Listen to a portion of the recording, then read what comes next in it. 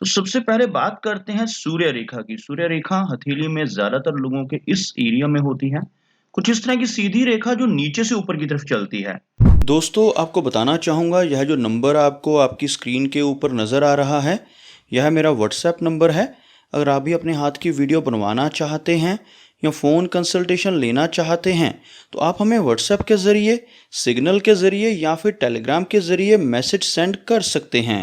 हथेली में सूर्य रेखा का होना बहुत शुभ माना जाता है और जिस व्यक्ति के हाथ में यह रेखा दोष रहित हो, वह जीवन में बहुत मान सम्मान और पैसा कमाता है।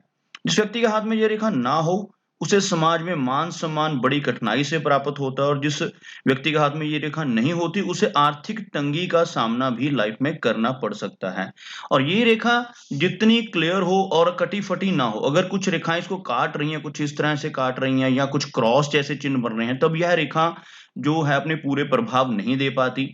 और खास तौर पर अगर यह रेखा लंबी हो तभी व्यक्ति को इसका लाभ मिल पाता है और अगर ये रेखा छोटी हो जैसे कुछ इस तरह से यहाँ से शुरू हो रही हो, हार्ट लाइन के बिल्कुल ऊपर से, तो ये रेखा दर्शाती है कि नेटिव को जो इसका लाभ है वो ओल्ड एज में चलकर यानी 55 की एज के बाद मिलेगा।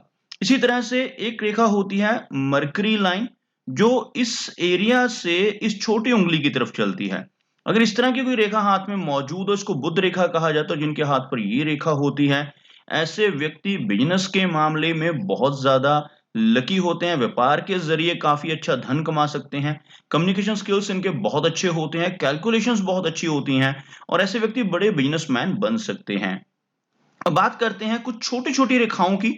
अगर इस एरिया पर किसी व्यक्ति के ऐसे छोटी-छोटी खड़ी रेखाएँ बुध पर्वत पर हों और ऐसी 6 से 7 खड़ी रेखाएँ यहाँ पर हों, तो इन्हें मेडिकल स्टिग्माटा कहा जाता है और जिन लोगों के हाथ पर इस जगह पर ऐसी खड़ी रेखाएँ होती हैं, ऐसे व्यक्ति दूसरों की मदद करने वाले होते हैं और मेडिकल फील्ड में या किसी ऐसे फील्ड में हो सकते हैं जिससे दूसरों की हेल्प कर सकें और ऐसी रेखाओं का होना भी बहुत अच्छा माना जाता है।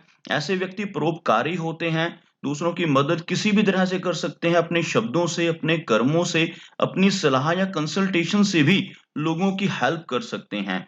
चलिए कुछ और रेखाओं के बारे में आपको बताऊँगा। जैसे आप यहाँ पर देख सकते हैं किसी व्यक्ति के इस एरिया से अगर ऊपर की तरफ ऐसे रेखाएँ चल रही हों, इस तरह की रेखाओं को यात्रा की रेखाएँ कहा जाता है, ट्रैवल लाइन्स इसको कहते हैं, जिनके हाथ पे ऐसी रेखाएँ होती हैं, ऐसे नेटिव विदेश यात्राएँ करते हैं, लंबी दूरी की यात्राएँ करने का मौका मिलता है और फ़ॉरेन से भी काफ़ी अच्छा धन कमा पाने में ऐसे व्यक्ति कामयाब रहते हैं। लेकिन अगर इसी एरिया पर ऐसी आड़ी रेखाएँ मौजूद हों तो इन्हें अच्छा नहीं माना जाता।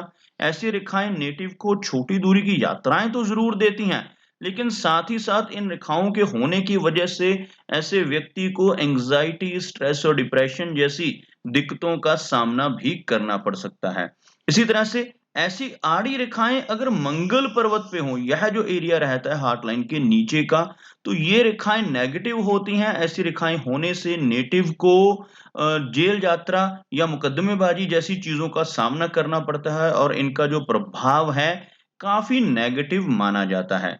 अब बात करते हैं शुक्र पर्वत की। यह जो एरिया रहता है, यह हमारी लाइफ़ की लाइन होती है और लाइफ़लाइन के अंदर का जो एरिया है इसको हम शुक्र पर्वत कहते हैं। ये वाला जो एरिया है इसको हम वीनस माउंट कहते हैं। अगर यहाँ पर कुछ रेखाएँ हों तो वो भी कुछ हद तक नेगेटिव प्रभाव देने वाली होती हैं। अगर किसी नेटिव के हाथ में ऐसी काफ़ी सारी रेखाएँ हों, ऐसी जो आड़ी रेखाएँ हैं, ये नेगेटिव प्रभाव देने वाली होती हैं। ऐसी रेखाओं से नेटिव की फैमिली लाइफ़ में डिस्टर्बेंस, स्ट्रेस जैसी दिक्कतें, परिवार की दिक्कतों की वजह से ऐसे व्यक्ति को स्ट्रेस का सामना करना पड़ सकता है। ये रेखाएँ काफ़ी नेगेटिव मानी जाती हैं, ऐसी रेखाओं का होना अच्छा नहीं होता और अगर इन रेखाओं को कुछ ऐसी रेखाएँ काट भी रही हों, जैसे मैं ये दिखा रहा हूँ आपको, जिसको हम मैश का साइन कहते हैं, जाली का साइन कहते हैं, ऐसी जाली जैसी आकृति बन रही है तो नेटिव को health related problems, urinary track infection या सेक्सुअल डिसीज़ेज़ होने की संभावनाएँ भी बढ़ जाती हैं।